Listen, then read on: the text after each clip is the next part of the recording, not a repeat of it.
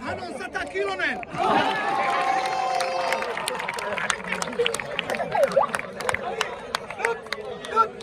Nyt kaikki meidän puolestana on erittäin hyvin mennyt ja kaikki oli ihan ok. Ja se oli sen nämä ei ole tullut mieleen, koska minä olen asunut vuonna 1992 joulukuussa Kuohokujalla Murmökkiin. Nyt on turnauksen hopea voittaja FC Horseet. No niin, antakaa aplodin!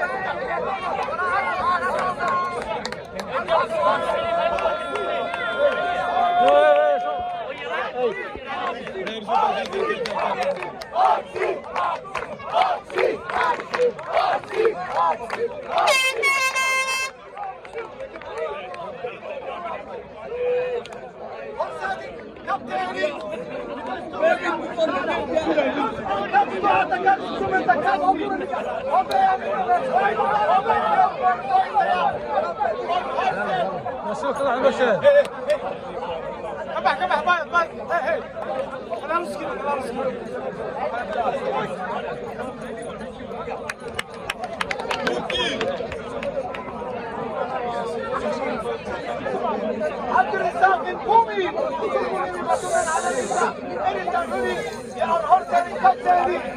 Nyt annetaan toinen joukkue ja hopeen joukkue. Antakaa hänelle aplodin!